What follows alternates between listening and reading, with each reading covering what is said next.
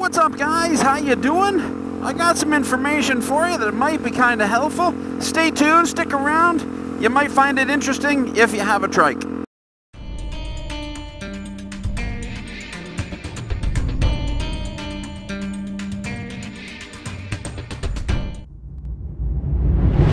Connected. So here's the deal, guys. Do you guys have one of these? Do you want to insure it? Got a couple of steps for you. Super simple, really easy. Number one, make sure it's in your name.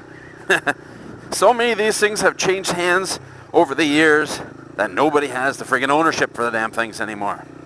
So there's your number one step. Make sure you have an ownership. And number two, call an insurance company. That's it.